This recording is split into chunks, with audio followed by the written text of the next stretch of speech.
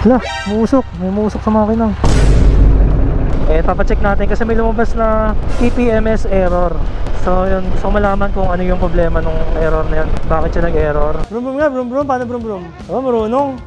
Wala, magiging lady rider na to. Papa-PMS lang tayo. Mag-uwi pa tayo ng isang motor ah. Hey, what's up mga katingin? Today on the way tayo sa Motostrada CF Moto Caloocan. Kasi kung mapapansin nyo, ang gamit natin ngayon is CF Moto 800MT 2022 model to, pero 23 acquired. Bali may nag-offer kasi sa akin na good deal na 800MT, kaya natin kinuha. Ito medyo madumi lang siya, kaso parang napabayaan. So ngayon ang gagawin natin, PMS natin siya. Papacheck natin kasi may lumabas na TPMS error. So yun, gusto ko malaman kung ano yung problema ng error na yun. Bakit siya nag-error. Ang na-discover ko lang, ang sa 2022 model pala, wala pa pala siyang quick shifter. So sad to say, di ko alam. Pinabili lang kasi natin to sa tropa kasi wala tayong time. Pero meron siyang cruise control. Good thing, meron din cruise control. So wala lang is quick shifter and auto blip. Pero ride-by-wire technology to, so hopefully baka merong upgrade para sa malagyan ng quick shifter. Pero maganda rito kung i-upgrade ng exhaust para lalong gumaan, kasi mabigat-bigat din yung exhaust nito. Mabawasan ka ng mga 12 kilos siguro, basta more than 10 kilos mababawas. Ito yun na nga yung error nito, merong check engine, tsaka yung TPMS niya kahit pahanginan mo, lumalabas pa rin. Or baka naman may butas yung gulong, di natin alam. So mamaya natin malalaman pag nadala natin sa CF Moto. And isa pang purpose natin doon, kukunin natin yung ORCR ng 450MT natin. So dual purpose kaya tayo pupunta doon. And hopefully hindi naman malala yung problema nito, kasi yung odo lang naman nito is 9,000 odo, tapos 23 acquired. So wala pang 1 year siguro to mula nung nabili yung first owner. Napansin ko yung clutch niya matigas, kaya importante yung quick shifter para mabawasan yung pagod, diba? Ang sarap dito kasi anti power. So ngayon dumaan tayo ng Harbor Link sa NLEX para walang traffic. Sarap, diba? Sarap dumaan dito. Relax na relax lang. Banat.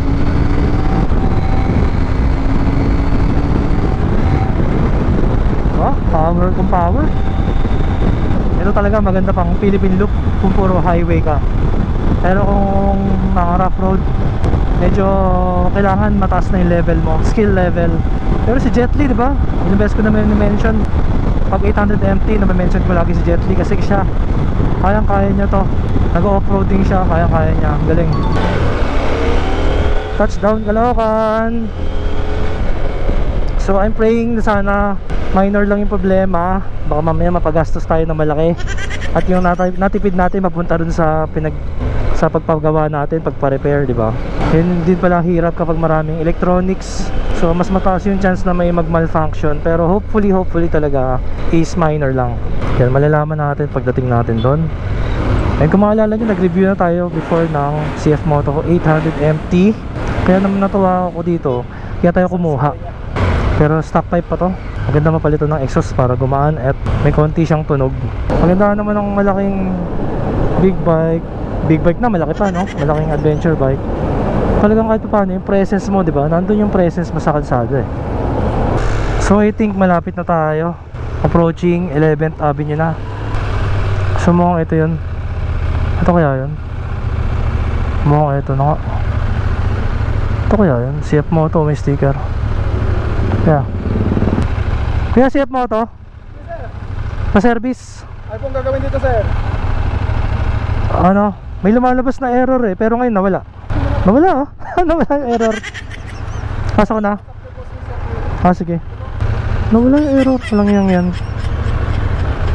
Pero ngayon nawala. So pinagloloko tayo nitong CF Moto na to.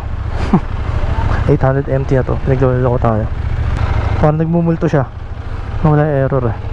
Ang bihira magamit ko, sir. Oo nga eh. Sige kaya.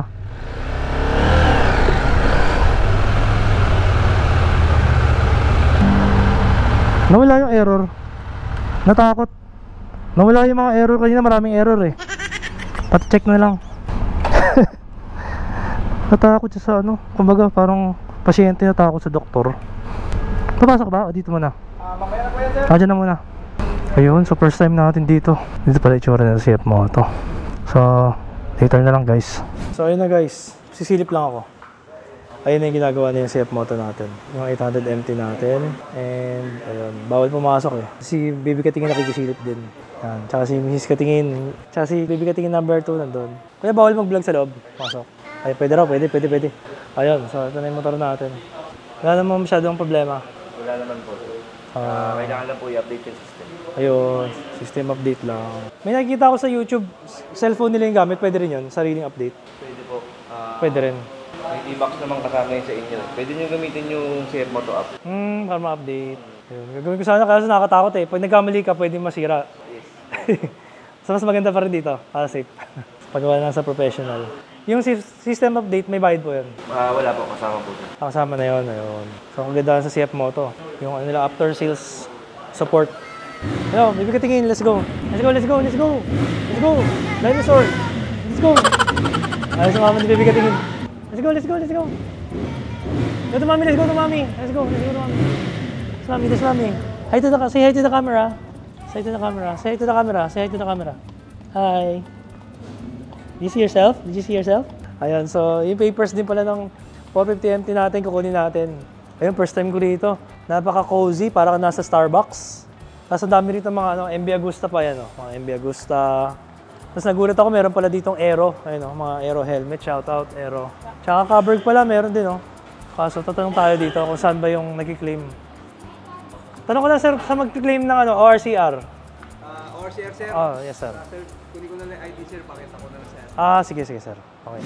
Ano Let's mga go. kailangan pagka mag-claim ng original RCR? So, pag-claim ng ORCR, kailangan lang naman ID nung first owner. In our case, hindi po kami first owner. So, yung first owner, na ID with authorization letter na nakapangalan sa atin. So, kinuhanin ni sir yung papers natin and hopefully, wait na lang daw natin. So, gawin natin, lakad-lakad muna tayo. Bilis, let's go. Let's find Vroom. Wow, ito bagay sa'yo. Wow, Vroom. You like this? You want to ride this? Ride this? Okay, ride this. Ride. Okay, wow, Vroom. Bagay na bagay Ganda. Wow. Marunong Vroom. Sakay ako sa likod. Counter steering ka. Counter steering, wow. Galing So, ito parang e-bike yata to. Ang ganda, cute. Bili tayo nito.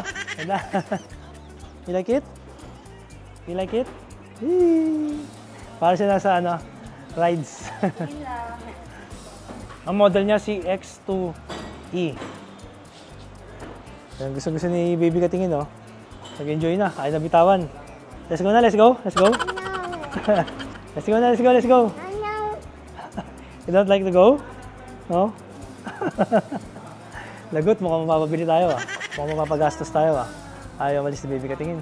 Papa-PMS lang tayo. Mukhang mag-uwi pa tayo ng isang motor, Let's go na. Lagot, ayaw na. Vroom. Paano vroom? Marunong. Wala, magiging lady rider na to. Marunong mag-vroom Paano vroom? Vroom bumomba. Try naman dito. Let's try the other one. Let's try the other bike. Let's go. You choose. Which bike do you like? This one? You like the gray one? Okay, you want to ride? Ride? Okay, let's ride. Ride. Ito mataas na. Wow! Ayaw niya, hindi niya mahawakan yung... Ayaw. Can you say, you like it? Okay. No more. No. Maganda tong white. Let's go to the white one. The white one. Yan, the white one. Okay, ride white one. Yan, maganda. The white one. Beep. Ito yung papyo. Come here. No. Wait lang, come here. Doon, dahil pa dito, Ang gaganda. So dito yung mga bikes nila. Doon yung mga mini bikes. Type ko rin yung mga mini bikes Mga papyo. Tapos dito naman, ito yung mga NK400. May NK300. Alam ko nakasale na yan Pag gusto talaga niya yung mga mini bike, bumalik na naman siya dito. Which one do you like? You like the green one? Yellow? Ito yung mga papyo na 125. CF125. Tsura niya, naked bike siya. Naked bike. Tingnan. Baba lang. Flat foot. Gusto sumakay. Yo. Yan. Kaya lang medyo matigas yung clutch niya. Pero ang cute, Pwede ka rin mag-backride pala dito. May pangkasan. Kaso nga lang magkayakap kayo. Ayan. So, tuntua si Baby Katingin. Okay, let's check other bikes. There's a new bike there. Let's see. Come on, let's see. Let's go. Check tayo ng other bikes. Ayun, dito yung mga ano, NK pa rin to, 8K 400. Tapos meron dito, NK 450. Ito, 650 pala to. Para mas mukhang malaki pa itong 450, no? Ang ganda ng kulay. Ito, 300 SR. What color is this? What color is this? Red. This one? Blue. Galing ah. Let's go. Jump. Let's check the bikes. Here, CLC. Ito, marami na stock ng ano, 450 NT. Marami na. Ang laki nito. Ang laki nito CF Moto. Tapos dito, ano meron dito? Dito parang ano pa rin. Parang service area pa rin doon. Daming CLC. Dito yung mga ATV, 4x4 oh. Ganda. Pasakayin natin si Baby Katingin dito sa maliit. Yan, dyan. Taas din ah. Kaya niya ba? I want to ride? Ride the blue one? Oh, blue one. So ride. Yay! Ano na siya? Busy na siya. Hindi ako pinapansin. You want to buy it? Tapos na yung ating firmware update. Bro.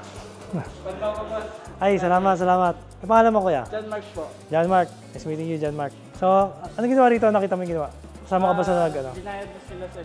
So, parang in-update yung firmware. Oo sir, ganun. Parang Parang system update pa tawag doon. Oo sir. So, yun lang ang problema. Kailangan lang i-update. Tapos, I-update lang. wala na problema yan. Wala nang problema. Ayun. Solid pa na ako sir. Ay, salamat. Nice meeting you. Yung si Fireblade. Ay, Fireblade. Kaya alam mo. Panaka ni Fireblade. Si Ah, Beyblade. Beyblade. Ayun. Solid follower pala to si sir. Salamat. Yung 450 mo sir. Oo nga eh. Kailangan ng EPMS. Oo. Ganda nga yun sir. Ganda nga eh. Daling ko rito pag ano. Sige sir. Salamat. Update na rin yung ano. Update ko na rin. Sige. So yun. Thank you. So yun, abot na tayo ng closing. Sarado na sila. Hindi na mabot sa PMS pero okay na raw to. Wala nang problema. So bayaran na lang natin. So oil filter, 400. Ayun, mahal pala yung work oil oh. Fully synthetic to. 850 yung isang litro. Labor, 400. Yan. Alright, so good news na wala na yung mga error. Try natin start. And nawala na yung mga error. Yung mga check engine niya. Ito yung itsura niya. Pag binuksan mo, yan. Diba? Napakatapang. Mahina lang. Sa ano lang. Huwag natin buksan kasi masyado nakakasilaw. And pina-PMS na rin natin siya. Kasi 9,000 odo na rin. So bagong change oil. Sabi ko check yung coolant. Sana sinek nila yung coolant. So big shoutout sa Motostrada, Caloocan, dealer ng CF Moto. Thank you kaya. Thank you. Yan, fresh na. Bagong change oil. So ginawa doon, palit ng oil filter. Tsaka ng oil na worth yung brand. So ito muna tayo dito. Observe tayo. Ayan no. Observe natin yung temp nya. May umuusok siguro ano. Nabasa ng oil yung headers. So nothing to panic. Nothing to worry. So kaganda ng na PMS na check nila mabuti yung condition ng bike. Kakabahan ko yun, no? Hala, umusok. Amoy, ano, sunog na oil. So nabot na tayo ng magsi 6 PM na yata. So good luck, rush hour with the 800 MT. At least meron kang confidence, no? May confidence ka dahil bagong change oil, na-check naman lahat. Normal daw yun, 4 bars yung temperature nya. Pero yan, pag umandar naman yung fan, nababawasan naman, nag-3 bars. So ayun, update natin. Ito pa rin siya. Meron pa rin siyang failure nakalagay. Front and rear TPMS failure. Yan. Tsaka front and rear tulaw yung pressure. Tapos MCU system failure nakalagay pa rin. So yun yung kailangan natin pa-check. Meron pa rin. Pagkatapos nilang i-system update, meron pa rin siyang failure. So kailangan natin ulit ibalik to. Sabi naman sa atin ni Boss Kim yung sa parts department, balik ko na lang daw if ever na may problema pa. So suspecha nila doon sa wiring kasi nagpalit yata to ng busina. So nagka-problema yata ron sa busina, parang loud horn yata pinalitan. May problema yata sa wiring. So yung problema kasi pagka kung ano nung pinaglalagay na accessories tapos nagmali yung wiring, yun ang problema. Kaya kailangan talaga ingatan yung pag-wiring. Pinakamahalaga yung wiring. Pag nagkamali ka kasi dyan, dama yung mismong motor. So ayun, sa kasamang palad, nagantay tayo ng mga tagal. Hindi naman sobrang tagal, pero yun, okay lang din naman. Napaayos na rin natin yung papers nung 450 MT natin. And ang ganda pala nun, di ba? Nabili natin yun almost brand new. Yung first owner nun, hindi niya pinarehistro sa pangalan niya. So mangyari, kung sino nakabili sa kanya, dun i-rehistro. So magiging first owner pa rin tayo nung 450 MT natin. Kasi nabili natin yan parang around 400 kilometers pa lang yung Odo. Mga 2 weeks old. And good thing tayo magiging first owner nun. So it's a good news, kaso bad news, mag-aantay na naman tayo ng 4 weeks para dun sa ORCR kasi ngayon pa lang nila i-rehistro. Pero wala naman siningil, kasama na yung bed na yung rehistro. Pero ito nga, yung error ang problema natin ngayon.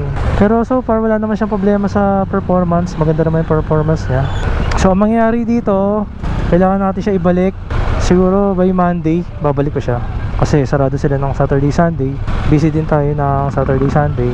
So Monday natin babalik. Pero kung tomorrow, open sila, di tomorrow natin balik, di ba? So far, nagagamay ko na yung seat height niya, tsaka yung weight niya. Kailangan lang talaga, kailangan lang sanayan. Ang haba ng traffic sa taas, oh. Grabe yun. Grabe yun, guys. Grabe, parang rally. Buti na lang, nag-expressway tayo. Malala dun sa taas. Madali lang siya i-clutchless shifting. So napakaganda ng transmission. Braking maganda rin, no? Ayun, no? Clutchless shifting. Ang haba ng pila rito ngayon, sigurado. Wow, riot. Yun lang maganda rin sa kabila, dun sa Harbor Link, pas konti yata ang sasakyan dun. Ito kasi yung parang bottleneck dito sa expressway. Pero good thing naman yung error na yan is I think minor lang naman. So far sana pala. Kaya libre naman yung system update. Ang problema lang natin talaga, overheat tayo pag masyado tayo matagal na kayo to. Sana padaanin tayo, no? Sana may load tayo kung di yari. Low balance 124, meron pa. Yeah. Woo. So ito mga katingin, bumalik tayo dito sa CF Moto. And napag-alaman na maluwag pala yung battery terminal. So hinigpitan na. And yung issue naman na TPMS warning failure lumalabas. Kasi malambot yung mga gulong. So kailangan ma-reach yung suggested tire pressure. Kaya lang kasi bar yung measurement niya, hindi PSI, kaya medyo mahirap. Tapos delay yung sensor niya, yung register dun sa monitor. Pag hinanginan, mag-aantay ka pa ng ilang segundo bago siya mag-read. Yun pala yung niya. Sabi ko, kung pwede sana disable na lang, pero sayang din naman yung feature nung tire pressure monitoring system kung i-disable. Kasi binayaran mo rin na feature yan. So ngayon may warning pa rin kasi 1.3 bar lang siya. Nakalagay dito, okay. Ang gusto niya 2.3 bar sa harap, sa likod 2.6 bar. Tapos meron din siyang temperature. So ito, meron niyang 2 set na aux light. Yung una, pinaghinalaan, baka ito raw problema. Pero dinisconnect na natin to. Pero meron pa rin problema. So, yun. Baka sa hangin lang talaga. Tulaw daw kasi, so malambot meaning nun. Kulang sa hangin. So, nanginan na tagal rumihistro. Sa tatlo na po gumagawa para lang maayos yung ating 800MT. So ayun na mga katingin, confirmed ayos na yung 800MT natin, 22 model and 23 acquired. So ang problema lang pala ng warning na TPMS error ay low tire pressure. So kailangan pala sundin yung minimum required na tire pressure niya. So lumalabas dito sa ilalim yung requirement niya, yung minimum 2.3 bar sa harap, sa likod 2.6. So pwede mo siyang sobrahan pero bawal bumaba dun sa minimum. Once na bumaba ka dun sa minimum niya na requirement na tire pressure, mag-e-error siya. Warning lang naman, di sa labas, sa taas. Yun yung reklamo ko lumalabas, TPMS front and rear low pressure failure, parang ganon. Tapos may triangle dito na warning sign, nakulay yellow exclamation point. So anong hinanginan lang nilagpas nila dito sa minimum na recommended pressure, ayun na, nawala na yung error. Yung MCU system failure naman, dahil nilagyan to dati ng malakas na busina, kailangan maglagay ka ng relay, may sariling wiring. Nagtap sila sa previous na busina na wiring.